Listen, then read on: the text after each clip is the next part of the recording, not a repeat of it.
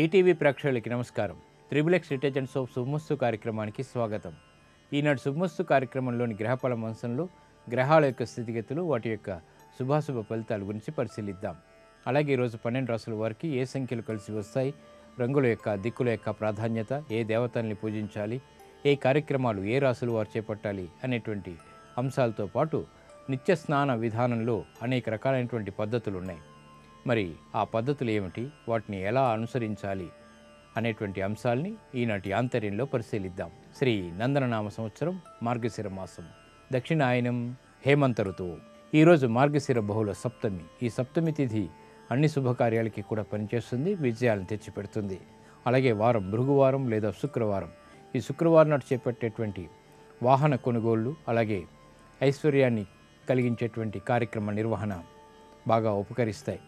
శుక్రుడు యొక్క ప్రీతికై చేపట్టేటువంటి కార్యక్రమాలు కూడా ఆధ్యాత్మికంగా ఈరోజు బాగా లాభిస్తాయి, ఐశ్వర్యాన్ని తెచ్చిపెడతాయి. ఈరోజు ఉత్తరా నక్షత్రంలో పుట్టేటువంటి వారికి ఏ పాదమైనప్పటికీ కూడా సామాన్య దోషం. దీనికి సూర్య నమస్కారం, ఏకాదశపూర్వక రుద్రాభిషేకం దోష నివృత్తికి దోహదపడతాయి.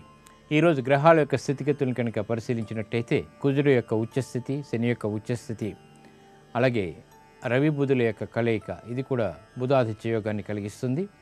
ఈ గ్రహస్థితిలో ఈరోజు పుట్టేటువంటి వారికి శని కుజ మహాదశల్లో ఆధిపత్యత శుభులైనప్పుడు అనుకూల లగ్నాల్లో మంచి ఫలితాలని, ఉత్తమమైనటువంటి యోగాన్ని కలిగించడంలో చాలా సమర్థులు.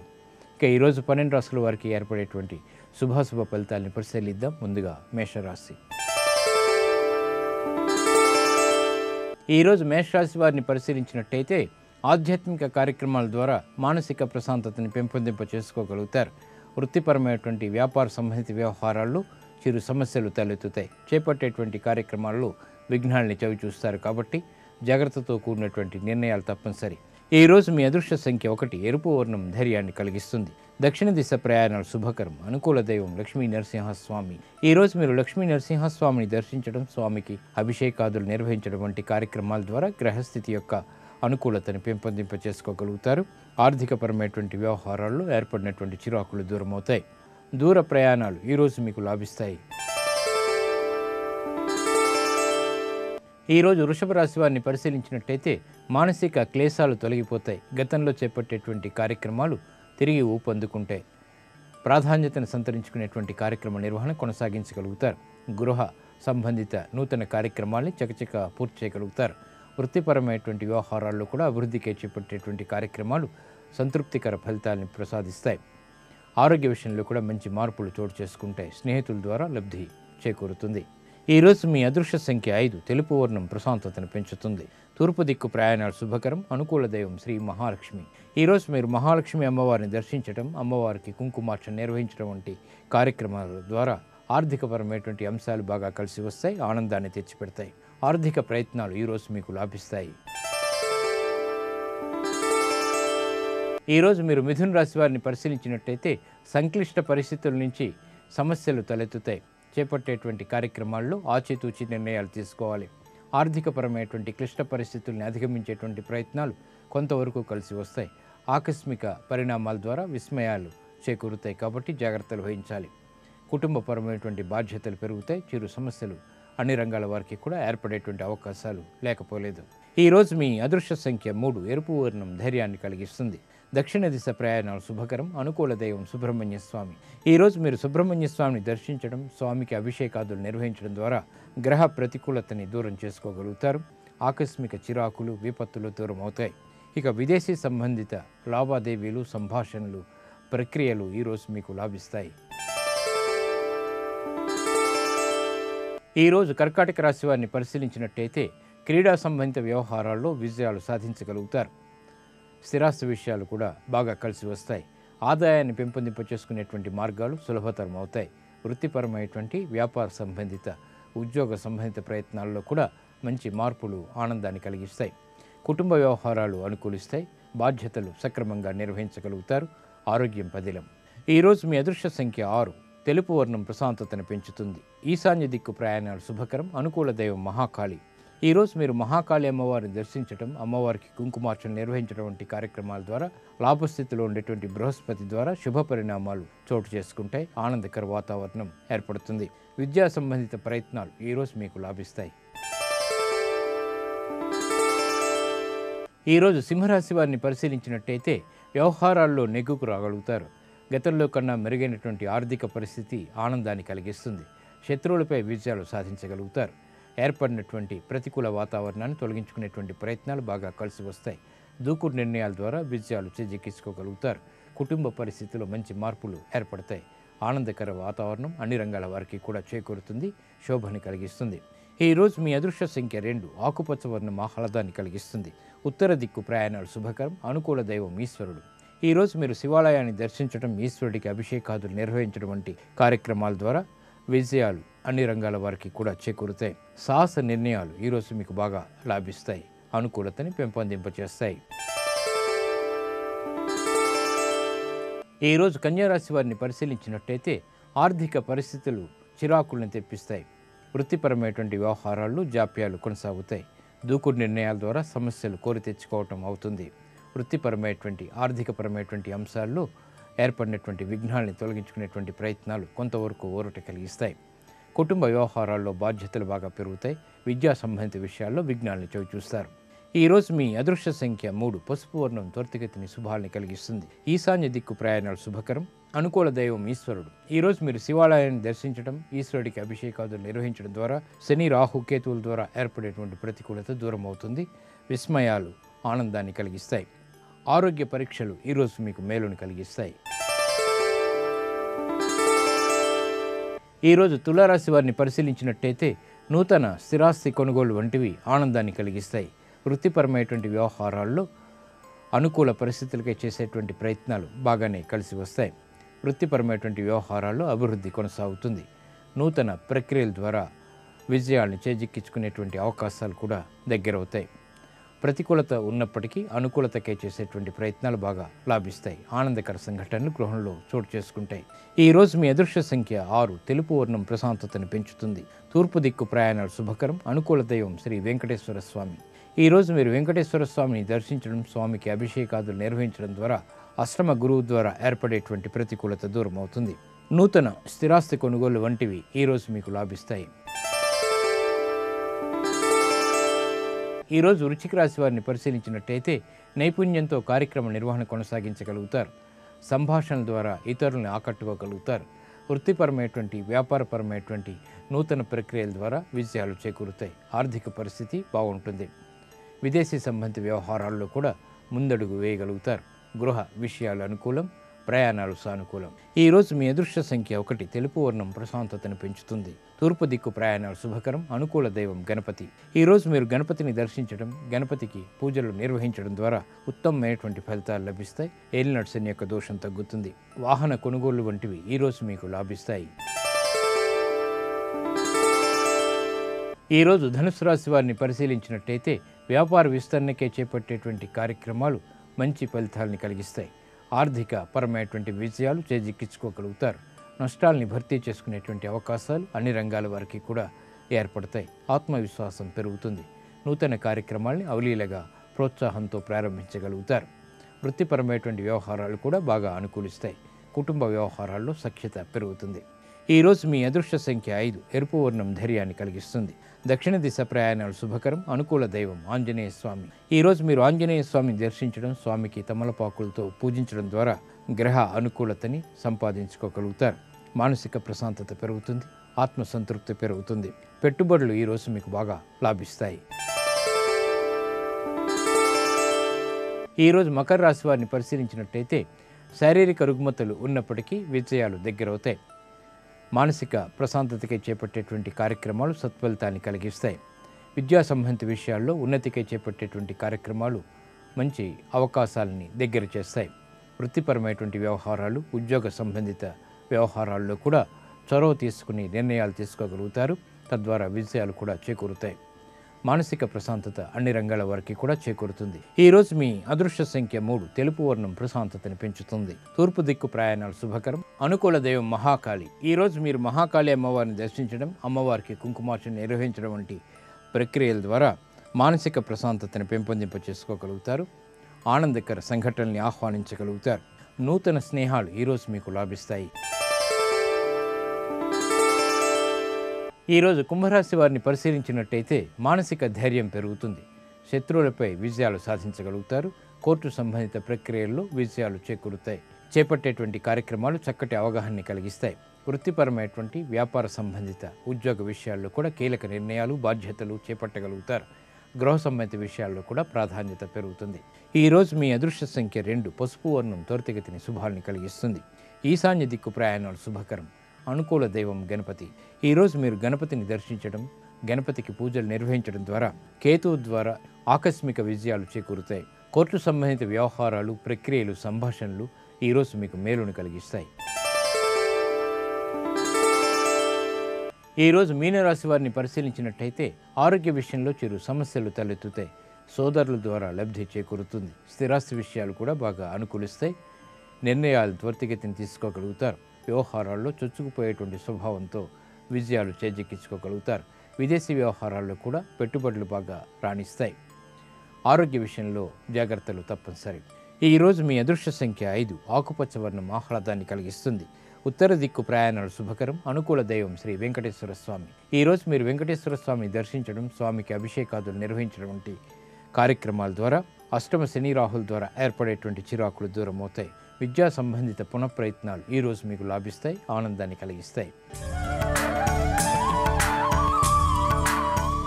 నేటి నక్షత్ర యోగాన్ని పరిశీలిద్దాం. నేటి నక్షత్రం ఉత్తరా నక్షత్రం. దీని అధిదేవత అర్యముడు. నక్షత్రాధిపతి రవి.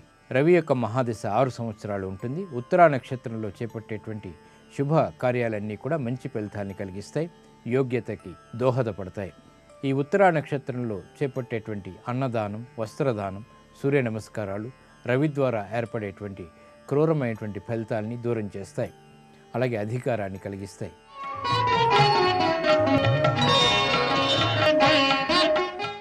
నిత్య కృత్యాల్లో స్నానం చాలా ప్రధానమైనది. దీనివల్ల బాహ్యశుద్ధి ఏర్పడుతుంది. అలాగే ఈ స్నానం చేసేటువంటి విధానంలో చాలా రకాలు ఉన్నాయి. అవి ఏమిటో పరిశీలిద్దాం. ప్రతినిత్యం ఆచరించేటువంటి స్నానాల్లో సూర్యోదయానికి ముందు చేసేటువంటి స్నానాలే ఉత్తమమైనవి. ఉదయాన్నే స్నానం చేయటం వల్ల 2 ఫలితాలు కలుగుతాయి. ఒకటి దృష్ట ఫలం, మరొకటి అదృష్ట ఫలం. శరీరాన్ని శుభ్రపరచుకోవడం ద్వారా ఆరోగ్యం కలగటం దృష్ట ఫలం. అదృష్ట ఫలం అంటే బయటికి కనిపించనిది. దీని ప్రభావం జీవుని అంతరంగంపై, సంస్కారంపై ఉంటుంది. బ్రహ్మచారులు రోజుకొకసారి, వానప్రస్థులు, గృహస్థులు రోజుకి 2 సార్లు, సన్యాసులు రోజుకు 3 సార్లు స్నానం చేయాలని నిర్దేశింపబడింది. తెల్లవారుజామున సూర్యోదయానికి ముందు చేసేటువంటి స్నానాన్ని ఋషి స్నానం అంటారు. దీన్ని ఉదయం 4 గంటల నుంచి 5 గంటల మధ్య ఆచరించాలి. ఇది ఉత్తమమైనది. ఉదయం 5 గంటల నుంచి 6 గంటల వరకు ఉండేటువంటి కాలంలో ఆచరించేటువంటి స్నానాన్ని దేవస్నానం అంటాం. ఇది మధ్యమమైనది. 6 గంటల నుండి 7 గంటల మధ్య ఆచరించేటువంటి స్నానం మానవ స్నానం. ఇది అధమమైనది. ఉదయం 7 గంటల తర్వాత ఆచరించేటువంటి స్నానాన్ని రాక్షస స్నానం అంటాం. కాబట్టి కనీసం ఉదయం 7 గంటల లోపు స్నానాధికాల్ని పూర్తి చేసుకోవడం వల్ల ఉత్తమ ప్రయోజనాలు సిద్ధిస్తాయి. ఇవి ఈనాటి శుభమస్తు కార్యక్రమంలోని గ్రహబల మంచంలోని విశేషాలు. ఇప్పుడు గృహబల మంచంలో వాస్తు విశేషాలు తెలుసుకుందాం. తిరిగి రేపటి శుభమస్తు కార్యక్రమంలో కలుసుకుందాం. నమస్కారం.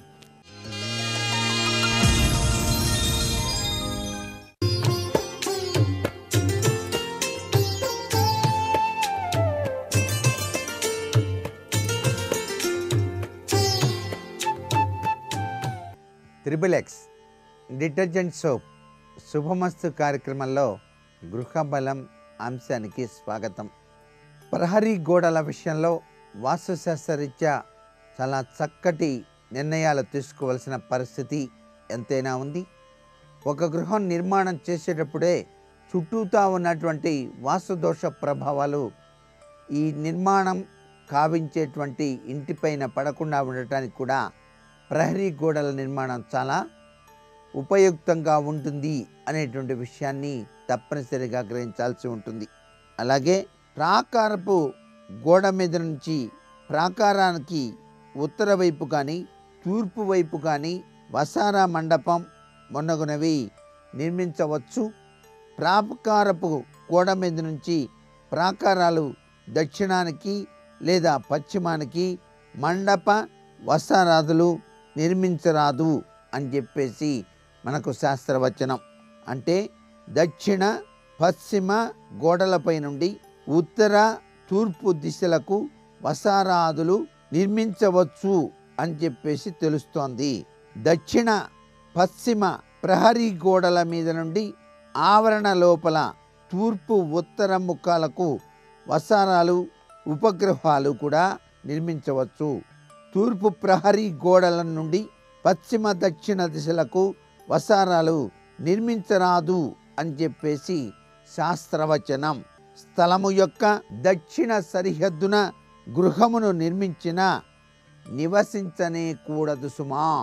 దక్షిణపు దిక్కునందు కొంత స్థలం ఉంచి కట్టుకోవటం చాలా శుభదాయకం. ఆ విధంగా కనుక గృహాన్ని నిర్మించినట్లయితే కొన్ని నష్టాలు చవిచూడాల్సి వస్తుంది. అందువల్ల దక్షిణమునందు తప్పనిసరిగా పిశాచ స్థలము ఖాళీ వదిలి గృహం నిర్మించడం మంచిది. ఉపగృహాలు, వసారాలు ఇలాంటి ప్రధాన గృహానికి భిన్నమైనవిగా ఉండటం వల్ల దక్షిణ పశ్చిమ ప్రహరీల మీద నుండి వీటిని నిర్మించవచ్చును. ప్రధాన గృహానికి 4 దిశల యందు కూడా ఖాళీ ఉంచాలి, అప్పుడే నిర్మించాలి. అదే విషయాన్ని మనకు అనేక గ్రంథాల్లో కూడా విపులంగా ఇవ్వటం జరిగింది. ఏది ఏమైనప్పటికీ ఒక గృహాన్ని నిర్మించేటప్పుడు కాంపౌండ్ వాల్ కట్టిన తర్వాత లోపల గృహాన్ని నిర్మించేటప్పుడు 4 వైపులా కూడా ఖాళీ స్థలం ఉండి చక్కగా గృహ నిర్మాణం చేసుకోండి అని చెప్పేసి మాత్రం వాస్తుశాస్త్రం ఖచ్చితంగా చెబుతోంది. ఇది కుదరని పక్షాన తప్పనిసరిగా ఉత్తరం తూర్పు ఖాళీ స్థలం మాత్రం ఉండి తీరాలి.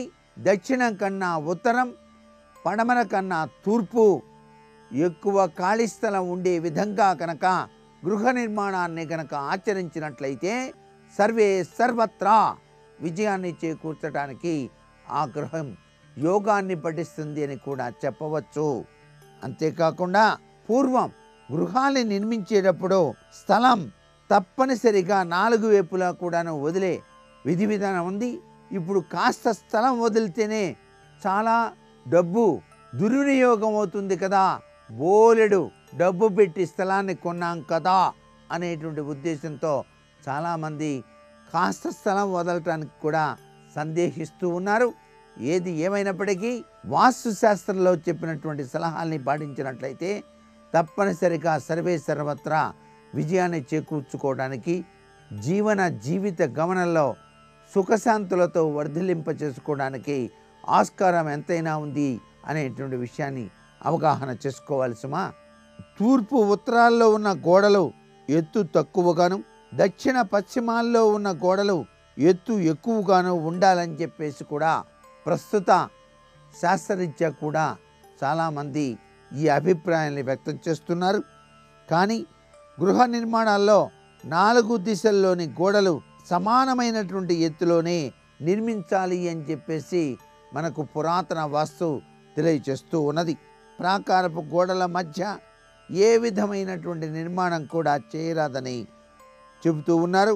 ముఖ్యంగా తూర్పు ఉత్తరముల గోడలపై వివిధమైన నిర్మాణములు చేయరాదని, అలా కనుక చేసినట్లయితే అది అనేక అనర్థాలకు దారితీస్తుందని చెప్పేసి కూడా గుర్తుపెట్టుకోవాలి. మీరు తూర్పు గోడ మీద పూల కుండీలు అందంగా ఏర్పరుద్దామని చెప్పేసి కూడా ఏర్పరచకూడదండి. అటువైపు బరువు అధికంగా ఉండకూడదు అనేటువంటి విషయాన్ని కూడా ఇక్కడ గుర్తుపెట్టుకోవాలి ప్రతి ఒక్కరూ కూడా. ప్రహరీ యందు ఉత్తరపు గోడ కనను దక్షిణ గోడ ఎత్తు తక్కువగా ఉండరాదు.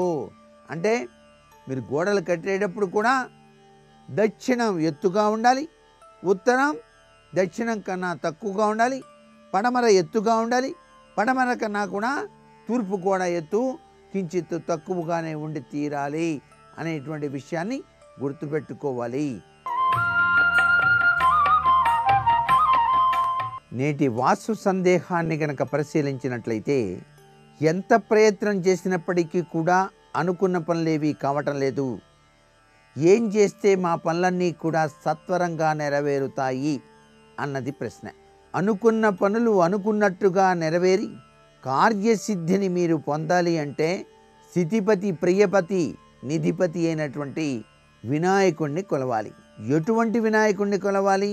తప్పనిసరిగా వేప చెక్కతో చేసినటువంటి వినాయకుడు. వేప చెక్కతో చేసినటువంటి వినాయకుడిని మీరు తప్పనిసరిగా అర్చన చేసినట్లయితే మీ కార్యం సఫలీకృతం కావడానికి ఆస్కారం ఉంటుంది. ప్రతి వారం కూడాను బుధవారం నాడు ఆ యొక్క వేప చెక్కతో చేసిన వినాయకునికి సాంబ్రాణి పొగ లేక గుగ్గిలం పొగ వేసి తీరాలి. ఈ విధంగా కనుక చేసినట్లయితే మీ పనులు సత్వరం కార్యసిద్ధితో వెలుగొందటానికి ఆస్కారం ఉంది సుమా. మీ కార్య సాఫల్యత సిద్ధి కోసం బుధవారం నాడు కానీ మంగళవారం నాడు కానీ ఎర్ర పూసల దండను మీ ఇంటి యొక్క గుమ్మానికి కనుక కట్టినట్లయితే సర్వే సర్వత్రా అనుకున్న పనులు నెరవేరటానికి ఆస్కారం ఎంతైనా ఉంటుంది సుమా. మరికొన్ని ముఖ్య విషయాలు మర్నాడు చెప్పుకుందామా? మరి సర్వే జనా సుఖినో భవంతు.